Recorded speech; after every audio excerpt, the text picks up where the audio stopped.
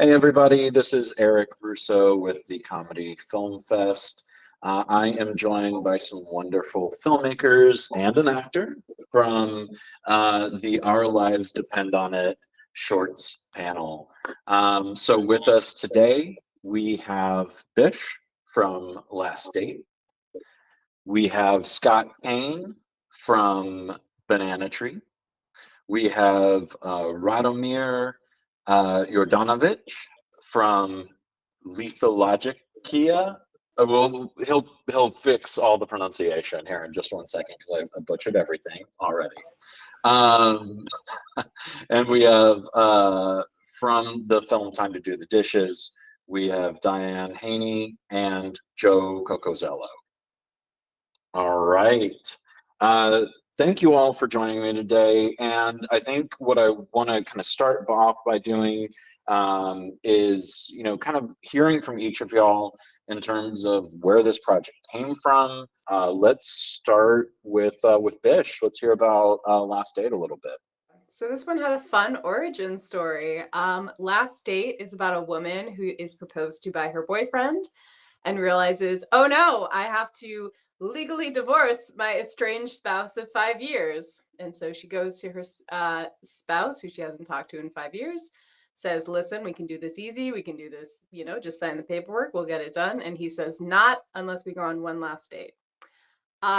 This came out of my own experience. I wasn't proposed to and forgot that I was married, but I did get married young.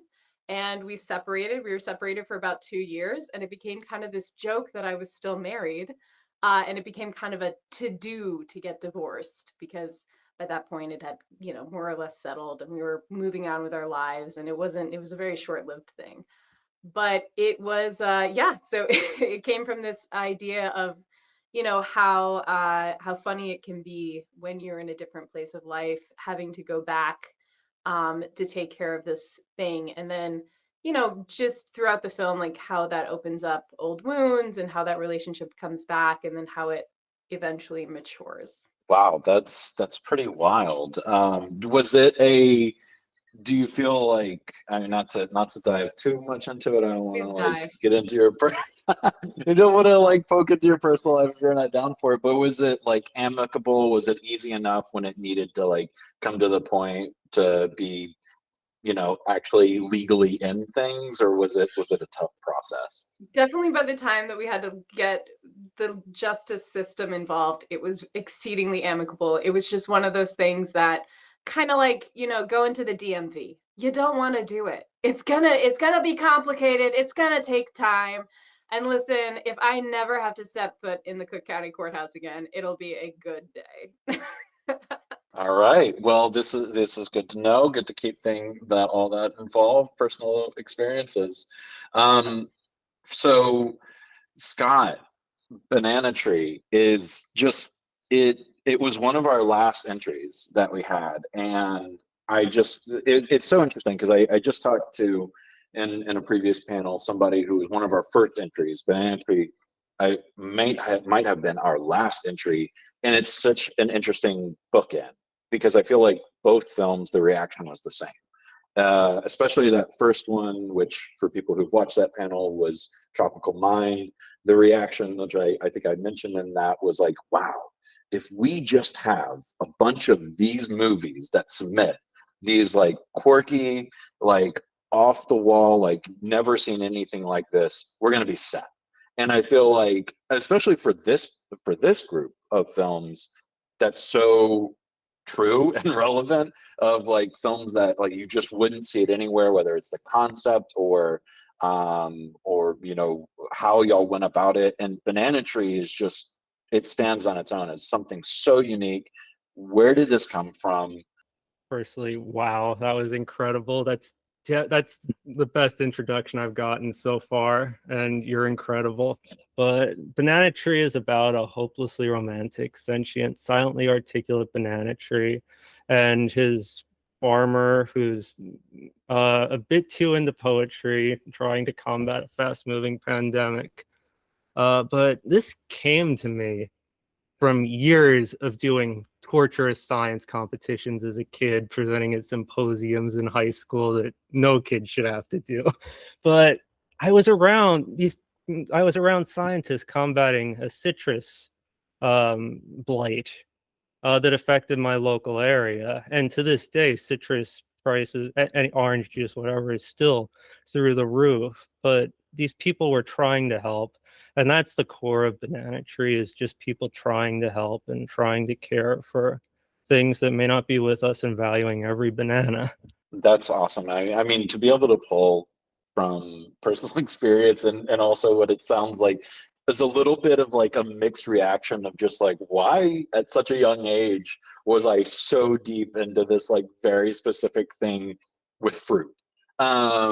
Which, you know, I think that that's the beauty of filmmaking, of being creative, is like turning this like experience that you had, whether it was one time.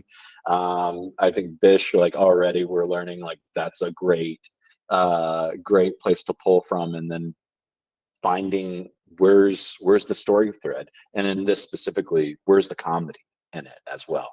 I want to hear a little bit from the time to do the dishes crowd. This is so fun. It's such a fun idea. It's also something that just feels like, to me, and I mean this in all the best ways, obviously, that this is like, you take one little nugget and then you're like, let's blow it the heck up and see what we do with it. And let's start at A and jump to Z throughout this process. So tell me, you know, give us a brief little overview, and how it was to actually bring this thing to life. So unfortunately, a writer isn't here, because he'd really be able to tell you, because it came out of his head, not ours. But certainly it was written directly for Mr. Cocozello. And he clearly pulled it off, along with the rest of us, playing himself in multiple roles, and taking, like you said, something very tiny about, oh my God, I got to get the dishes done before I go out the door. And, you know, how can I accomplish that since I don't want to get off the couch? So, and then it just kind of exploded from there. And I don't want to give too much of it away, but it's just an absolute romp, you know, just crazy, something you'd never think of in solving how to get the dishes done. And I really think it was like, from a stoner's perspective, it was like, if I could only, like, if this was just life, if life was just this easy. Well, it's so funny. It's so funny that you say that, and again, without giving like too much of it away, that like I get where you're coming from. Like, if only life was so easy, if only this could be the solution. But at the same time, it's like the needle is only moving so far, even there, that it's like it's like, I don't know. It just kind of ends up being this ridiculous like romp. It's a really fun one. I'm excited for people to see it. So I want to hear from Radomir. This is, pronounce it for me one more time before I butcher it. Lethologica.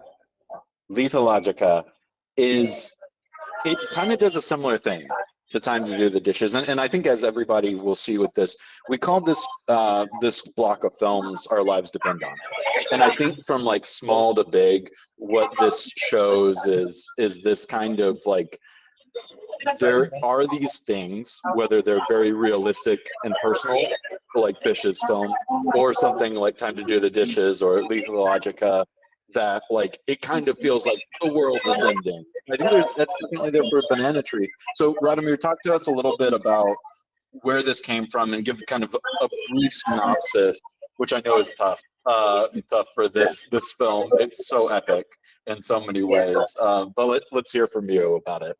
Oh, thank you. That's a very kind intro. I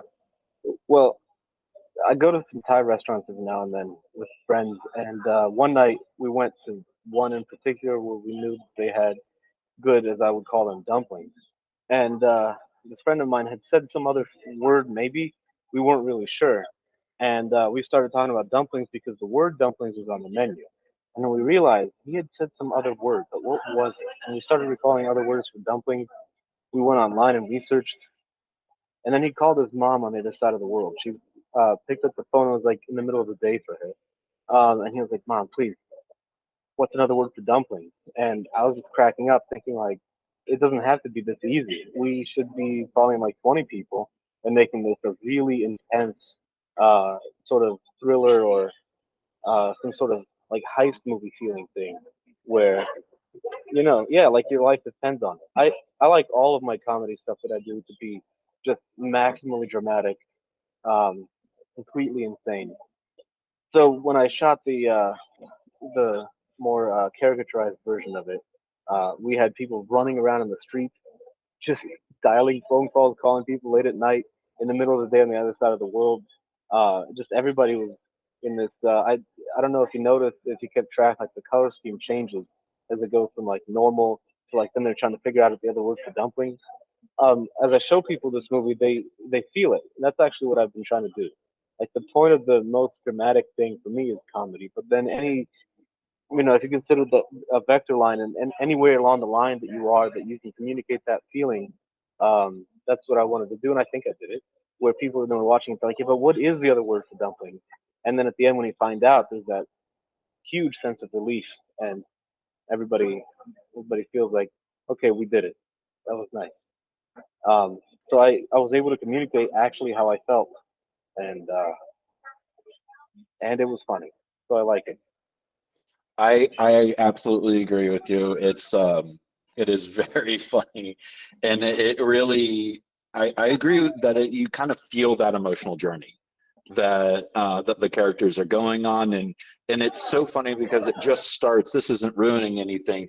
It just starts with two guys walking down the street, and then like by the end of it, it feels, just from the simple editing, it feels like this is like a massive epic kind of thing, like on the scale of something just like Christopher Nolan or whatever, where it's like it's so involved and like everything is thumping. It does feel like the world depends on finding this out. So it's a really fun one. Oh, thank you.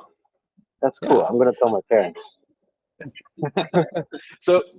So Bish, last date, I think one of the ways that it's so interesting is not only is it so grounded in realism, but I think, and it's interesting, I believe you said that this was with what describe the school project that it was for again.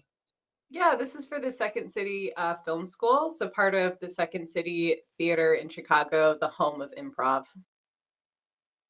That's awesome. That's awesome. And with it, I think it does something that I feel like resonates with live theater as well, in that it's so funny, and the characters are so specific in it. Like you have like a straight guy and like straight and goofy, Yeah. absurd kind of stuff, but like you've got like these like archetypes, and I think through that you achieve both comedy with this like emotional arc at the end, which is really really fun to see. When y'all were going through it, did you know in terms of the tone, like you wanted to have this kind of balance, or is it something that just kind of evolved along the way, whether that was the writing, the actual making of, or even in the edit? Yeah, tone was actually, I think, the hardest thing to nail down in the process. I knew that I wanted the two men in this woman's life to be opposites of each other, so that was easy. And I needed to give her a sense of urgency about getting this done. So I did lean that character more towards a bit of a type A, which also juxtaposed from her soon to be ex-husband, who is a bit of a schlubby stoner type character. So I thought that having those staunch characterizations would really show you like, oh, maybe this is how this relationship broke down. They were both young, they were both optimistic, but we can see where the fault lines were. But yeah, nailing down the tone was the last thing that really came. It was dramatic in an early iteration of it. It had some comedy in it, but it was much more about her personal journey and like learning who she is. And then at the end, like she decides not to get married anymore. And like it was a bit bigger, it was a bit less comedic. But I just the more and more I wrote it, I think the comedy just came from the honesty in these relationships. And so those dramatic beats that were like big and bold sort of fell away as I started to trust the comedy, trust the characters, and trust that, you know, the wonderful actors who I was so lucky to have involved with this, that they would imbue their talents to these roles, and they did, and I love them. And they would sort of carry the material. That's awesome. That's awesome. And you said a couple things that I want to come back to in a bit, but I think, you know, something from that is, well, one, just kind of that, like, that honesty and that truth. I think that, you know, kind of knowing the roots of Second City, you know, and now like Second City Film School is like, of course, that makes absolute sense. That like that would be something that is apparent in your film, because I know that that's a big thing that's preached in live comedy. That's definitely preached by Second City. In terms of building your cast and crew, was it like your fellow classmates, or did it come from somewhere else?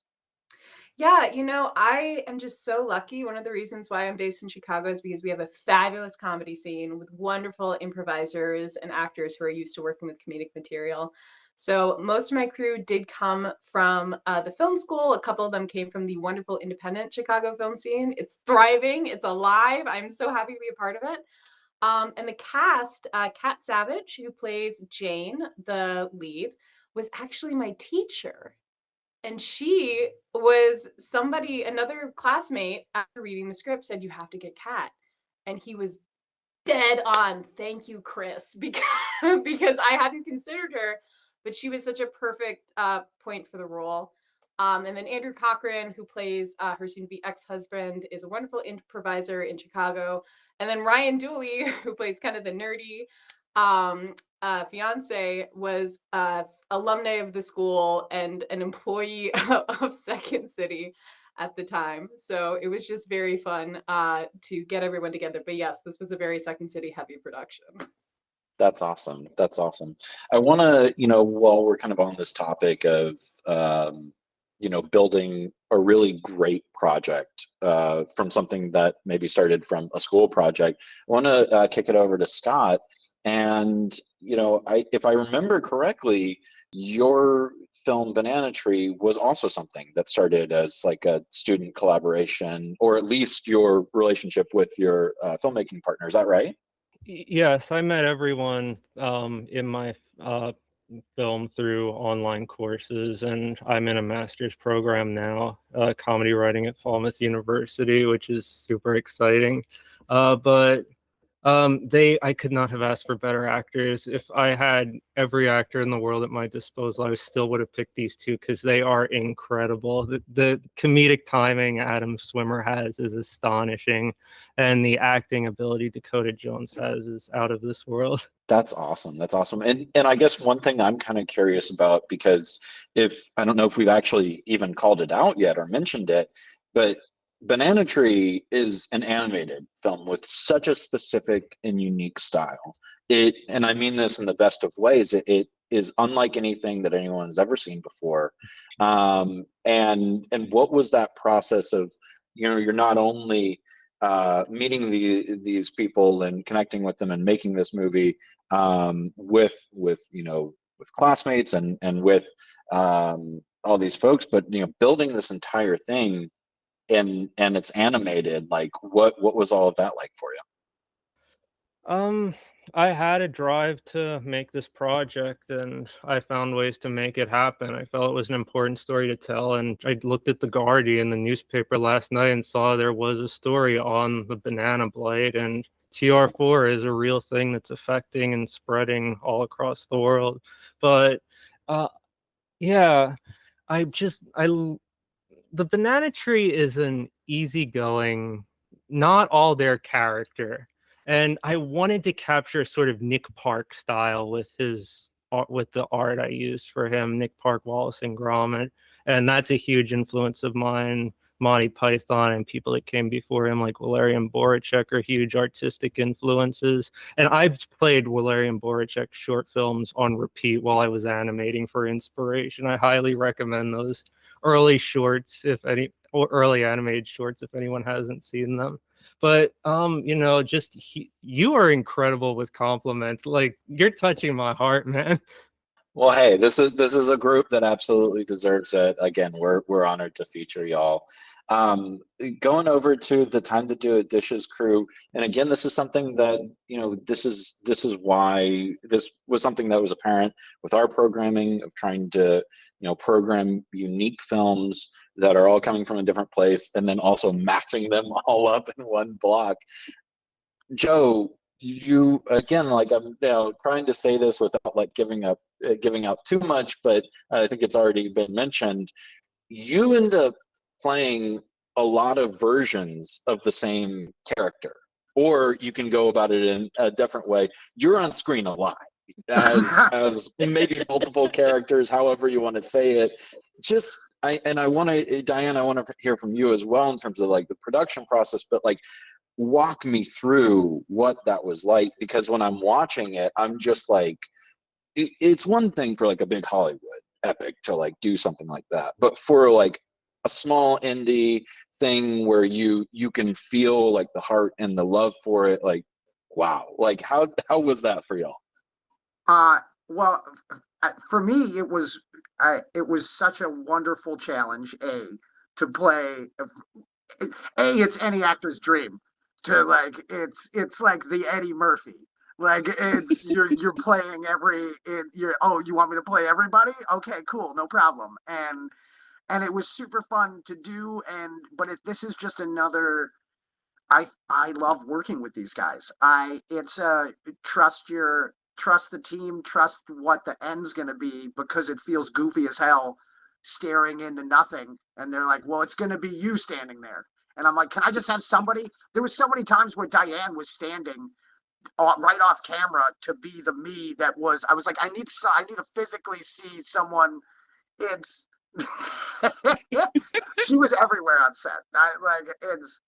I love working with this crew. We just do a bunch of stuff, and this was just a super fun project just like she said. I think the whole thing was done in 2 days' time, maybe more, maybe like 3 days. Like, we really cruised through this project, and it was whimsical. Yeah, I would definitely say that. You know, we're kind of lucky, right? We're kind of lucky with this Atomic Mills, and it goes before that, working with Joe, working with the crew that we have. We have access to all kinds of local comedians here in Minneapolis, St. Paul, that we've pulled into films in the past. This is actually the 5th film that I've worked with this crew on. But I think they like to use me the most. Yes, he's in every one of the 5 we've done recently. So, and if you imagine, you saw the different characters he played here. He's a different character every time, which is really cool. And you know, he just plays it to the you know, all out. And like you said, the process was really a challenge, because as he's playing these different characters, like, I had to, you know, read these lines, or I had another guy on our team, Justin, reading lines, just to kind of make it all come together. And, you know, he had to be looking at certain points in the room, pretending that, you know, he's talking to himself or whatever. And that was really hard. But, you know, we've got a pretty seasoned crew with these folks. You know, we could pull different cinematographers in, writers, comedians. But we have a core crew that we try to pull together and do this at least once a year to get ourselves out of our normal box, if you will, and make something fun. So that's I don't know how else to tell you that, but we always pull it off. So And That's really awesome. Oh, sorry. And they walked me through, like, it was like a lot of, all right, who the hell am I right now? Okay, all right. Now, exactly. Who the hell are you know? You're an eye patch guy, whatever. That's good. That's good to, you have to have them. You have to have that moment where you're like, which version of this do I need to hop into real quick? Which me am I? Yeah, Yeah, which me am I? yeah. That's what it is. We Yeah. actually did the shoot in one day, like less than 8 hours. It was Wow. kind of grueling, right, Joe? But we did it. To say the least. That's to know that, and like when everybody sees it, to see that they accomplished that in one day is pretty mind blowing. But like you said, this is a crew that you all have been working with for a while. I'd love to hear just, for a minute, how did everybody get connected? Obviously, we've got a lot of different places here that are represented with these films. It sounds like similar. There's like a really tight knit crew going on in Minneapolis, St. Paul. How did everybody come together initially? Well, it's sort of an odd thing for me. I just managed to meet a couple of the guys who are involved in local television, and I was involved in a story that went on there, and they're like, "You look like you know how to produce things." And then you know how to make stuff, and I'm like, yeah, I can make anything out of duct tape and cardboard, so prop design next, and then producer, and kind of went from there. And then Joe's in the comedy scene in the Twin Cities, and Yeah, I've been doing stand up for over 25 years now, and they kind of, well, it was beautiful. It started with, hey, we wrote this one character for you. Would you play a director of a kid's cereal commercial in the 70s? And it was, everyone on set was smoking except for the 13-year-old. It was amazing. Fake cigarettes, but oh my God, I was coughing for weeks. And it kind of steamrolled from there. And then, I would just get that won some. I won some awards for that. The whole production won some awards for that one, and then like it would be every like 3-4 months I'd get a phone call, or like 3-6 months it would be, all right, what? Hey, we wrote this thing, or like, hey, there's this thing, and like it's just been a blast. I love being part of this crew. It's a fun little family. He's gotten some Best Actor awards, and that first one we did, that was a one shot. So this crew likes to take on a challenge, just not only technically. I did one film where I did all like miniature screen, and we did everything in green screen, so miniature sets with green screen. So we like to take on technical challenges. The sets were amazing. It was magical. That's awesome. That's so cool. Yeah, that's really awesome to hear. With Lethologica, I'm gonna get it one day. One day when I'm saying it, maybe like at the actual festival, I'm gonna like nail the pronunciation. Everybody's going to stand up and give me a standing ovation. It's gonna be fantastic. We already talked a little bit about, like, Radomir, you've got people from all over, what appears to be all over in this film. How'd you get connected with it? What's your crew? What are all these connections that you made and then crammed them all in here? Every actor in the movie is simply a friend of mine, or just a friend of a friend, or something like that. And I just had them in different places at different times of day, and then you would believe that they're in different parts of the earth, because you've got like the sun in different positions and things of that nature. The guy who says that he's in Cameroon, we did that because there are palm trees in the back, and that's just in my backyard. We had some crates from another movie shoot that I wanted to use in a music video, and we just used them in this movie. So like there's a sense of like delivering something. I don't know what he's doing. He's hammering hammers, but he says he's in Cameroon, and it's just very quick, and you might miss it, but it makes it feel like it's kind of exotic. And then there are people standing by windows because I wanted everything to fall to black, and sometimes to use negative fill. Usually no, I just way overexposed on one side with the light. Crew-wise, it was just me. I sometimes would use a boom arm and put my boom mic over a person far away. Usually I would just put shotgun mic on the camera and get really close with a wide lens, or just kind of try to fix it somehow, loop audio, things like that. normally I would like to work with a crew. It's just that this is a huge undertaking that was just like, let's go hang out for like 20 to 40 minutes at a time for months, doing little conversations. And nobody, was necessarily available because people were working for pay. So as I'm just putting together the short film, I'm just like, let's go like run around a little bit. The two guys who are trying, the central characters, we were hanging out for like 2 or 3 hours shooting all that, just running down the street, changing lenses. But everybody else had like 1 or 2 lenses on them. It was a wild time. And I feel like it, as we talked about, like it adds to the style of it. Like there is something about it that you can feel like there's this kind of like guerrilla, like run and gun kind of nature to it. But I think if anything, like it only adds to like there's this like frantic thing going on and we gotta figure it out. So that's really cool. Did you so with this, and I feel like you maybe mentioned this a little bit earlier, is comedy your main focus, or is this something you're just like, well, this is a comedic piece and like I have to tell this story in this way? I really like comedy. I think it is my main focus. I don't know.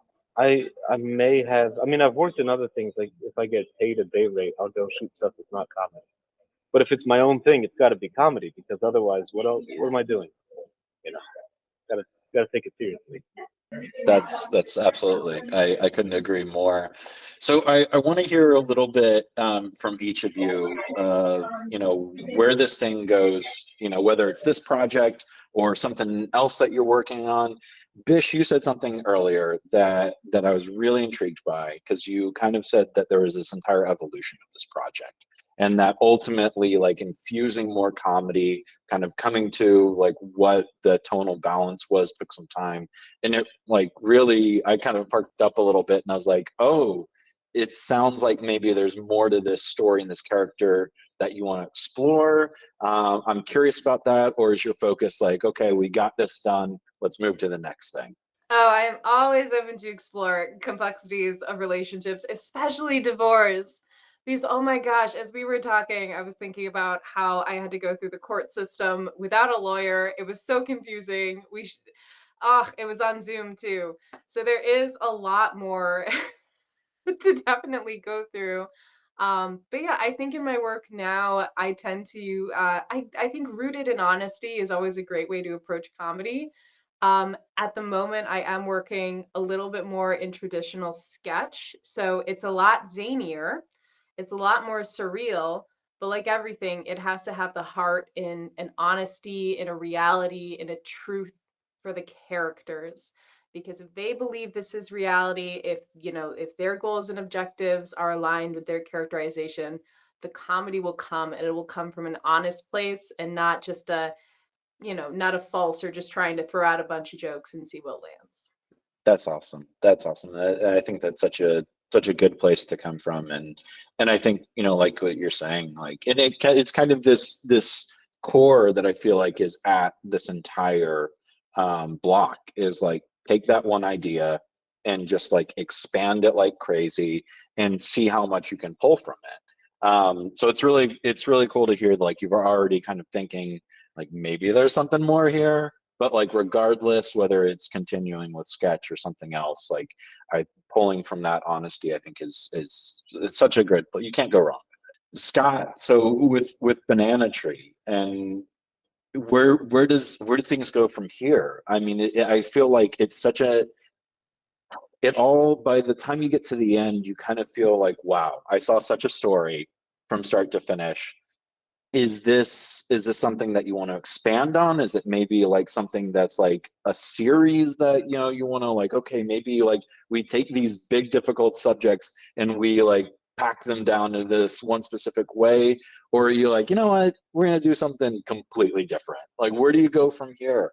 Well, good question. I'm currently producing an animation that came to me in a dream, and I feel like, truth is truth to the end of reckoning, Shakespeare said. So wherever inspiration comes from, I'm going with it. But Banana Tree, I would love to make into a series. Like, one of my characters is just lecturing trees on philosophy the whole time. And I love the idea of his business partner looking increasingly horrified each week at what he's gotten himself into as the behavior inflows. But yes, there's definitely room for a sequel. And I'm really looking forward to producing more comedy projects and hopefully participating in the Comedy Film Festival in future years.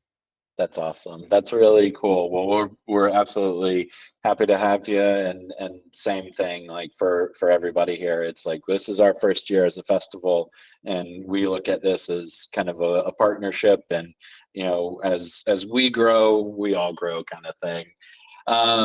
So with the Time to Do the Dishes crew, y'all already spoke a little bit about it. This is something that you come together at least once a year to work on these kind of projects. I'm not sure when this one was filmed, but I just kind of knowing how filmmaking works, it feels like, okay, we're probably due for something else from the Atomic Mills crew. Where are y'all in terms of like what's coming next? Yeah. We have put out we just finished, we just wrapped on one. We just saw some soft edit of it, and so it's always fun to see. We've done they've done some stuff without me. Okay,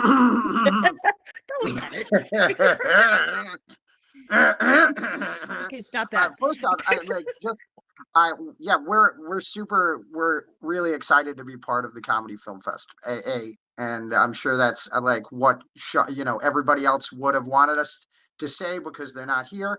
And then B, I'm really excited to see what comes out of that new animated from Scott, what came out of his dream brain, and like this is it's a great panel to be on. It's like some really like fun stuff is coming out of what this panel is and yeah, just really excited to be a part, like just happy to be a part of it. And yeah, there's a ton of stuff coming down the pike, and it's a lot of gonna be finding, I think, everybody after this to chat about some stuff, because I'm very intrigued on everybody's different. It's really it's some different levels and all the same thing. Comedy is comedy, and it's just funny is funny, and the world needs more. Can I swear on this? Fucking funny. Sure. Like it needs more funny. Like there's two. Like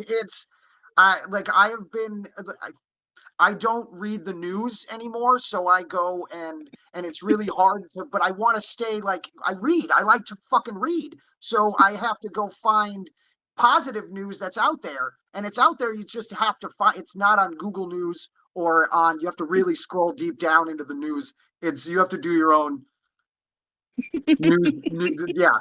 You kind of have to be your own news reporter. You have to kind of deep dive on some stuff, but it's out there. And I love that, like this panel, we're all making a little bit of positivity in this world. Totally. And I mean, I absolutely agree with you. And I think that's kind of part of the beauty of film festivals, and is just growing your network of a film community and connecting with more people, and everybody checking things out and being like, wow, Scott, like that was great. Like, we need to work together. Like, hey, Bish and Atomic Mills crew, y'all are both in the Midwest. Like, maybe that's a way that you can collaborate. Like, who knows? So I think that like that's kind of the beauty of all this. That's really cool. Diane, did you have anything to add? I mean, Joe hit it on the head, right? I mean, we try as a team, we try everything, right? I mean, there's a thread going back and forth about, let's do some horror, but there's always just, it might be I like to call it a dramedy. There's always humor in everything we've done, even when it's dark. Even when somebody helps me held out of the ground with a gun to my head, there's still humor there somewhere. So yeah, I think we all gravitate. Well, if you can imagine, all our actors end up always being comedians, so you got to have some measure of comedy in everything we do, right? And there's something to laugh at least in every film we've ever made.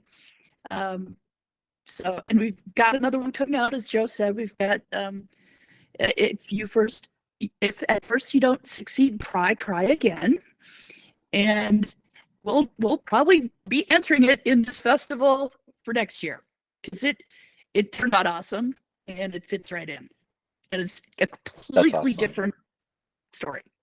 So we're excited to take a look at it. That's really cool. So kicking it over to Radomir, I want to hear, same kind of thing, like where things go from here.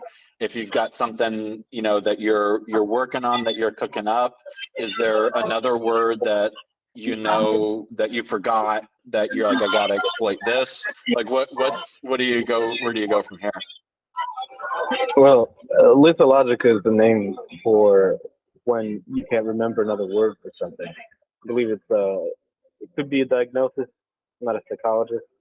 I actually really like the word because people then can't remember the title of the movie that is about when you can't remember the word for something. And the title of the movie never appears in the actual movie. It's just like it's titled. So I think it got a little too meta. I might make stuff that's more meta or less. I don't know. The next thing I'm doing is I'm making a feature with the stuff that I've taken from this, because Lethologica was kind of a little practice run to see if that kind of lighting, that kind of style could work and hold. So we've already shot 3 days of the feature with an actor who flew in and had just this week available. Last night was the last night of shooting those first 3 days. So today I just had a meeting here, and I'm having this thing, and then I'm gonna go shoot something else. So it's gonna be chaos for the next few months. But we'll get this done, and then it'll be cool. The stuff that we've shot has been a lot like Lethologica, except I've got a crew now, so I have like people helping light, hold cameras. We've got just a build out. For Lethologica, I used busted old lenses, and for this one, I'm borrowing a friend's Cook lenses, so it's a lot cleaner and more what do you call it? Palatable. So you can trust it more, But it's going to be just as unhinged, I think. Maybe even Lethologica was less unhinged just to hold together. This movie doesn't have to be holding together. You already paid for your movie ticket. You might as well just see where it goes. So that's how I feel about it. That's awesome, and it's really cool to hear that you're kind of taking this initial idea, this initial style, and you're growing it. And I think that that's part of like what it's all about, is like, especially for short films, like take risks, like try things out, and then you're like, okay, like whether we're doing another short film, whether we're going towards a feature, like whatever the case is, let's keep like we learn so much, and now let's apply it. So it's really cool to hear that you're taking what you learned, but also like upping it a little bit. But also I love the style of what you did with Lethologica, and it's really fun. Like I said, I think it adds so much. Well, I want to open up and just like give the space if anyone wants to plug anything, talk about anything that we may not have covered about your films. Any kind of like final words as we start to wrap up here. Well, I always have to. Any good comedian worth their salt always plugs themselves. Joe Cocazello. You can find me at www.peakhighness.com. How high can you fly? And it's my wife and I do a podcast. We're over here now. I do a podcast with my best friend Matt Doima, the Awful Service podcast, and yeah, it's just you can find me at any. I think I'm doing a city near you. It's. Thank you for having me again. Thank you for having us. Absolutely, and we're going to make sure to tag everyone with socials for sure. Anything else that anyone wants to plug, mention? Anything else that we did not cover during the panel? Well, I have a whole YouTube channel where I archive all my short films. So that YouTube channel is Custom Made Name. I made that name myself. If you type Custom Made Name into Instagram, you get to my social media there. Custom Made Name on YouTube, you see, I think it says like 54 videos. So yeah, I can make a short film in like a day. Sometimes Like the movie Pencil, check it out. Like 49 seconds. We made that in 5 minutes, and then within the hour of having started shooting it, we already had it uploaded to film festivals. Lethologica took a few months just to get everybody together and work out schedules. Usually it's just like a couple people in location. I like all the shorts. Just watch, in any order. There's a playlist called All My Short Films, and it's a random order. And I like that one because then you can start watching them, and as you finally get worn down, then you stop and you can kind of take note of how many short films you made it to. It's difficult to watch people's short films because there's so many billions, and it feels like you're not making a dent. And you just want to watch all of them, but then how do you find them? Well, you'll find them on my YouTube channel. Also, I'm realizing I've got some Lethologica lighting here. Yeah, you do. You're staying with the theme of your own movie. Bish and Scott would love to hear if y'all have anything that you'd like to plug before we sign off. Yeah, first of all, I want to plug the Chicago film scene. It's great out here. If anyone's looking for a place to relocate, Austin is great too, but hello, we're very accessible. Yeah, I just also wanted to say that if anyone out there is looking to invest in a upcoming film about two ladies doing a murder podcast that decide to see if they can get away with murder. Ooh, and it's a comedy. Ooh, my information will be linked, and you can find me at Zyle Bish on Instagram, and that's also my website. Scott, you got anything you want to shout out? So much. I'm trying to think of all the awesome. I'll just plug some online courses that are cool. edX, MicroMasters, University of Cambridge, Jacob Kruger Studios offers great classes. Falmouth University Comedy Writing Masters Program. And if you want to see the trailer for Banana Tree, I think it's uploaded to the Comedy Film Festival's official YouTube channel. So check that out and subscribe to that. Awesome. Thank you for that plug for us. Well, y'all, it has been absolutely a pleasure. Y'all are fantastic. I'm so excited again for everybody. Bish, Scott, Radomir, Diane, and Joe. Thank you. We're so thrilled and honored to have you. And y'all take care. Have a great rest of the day.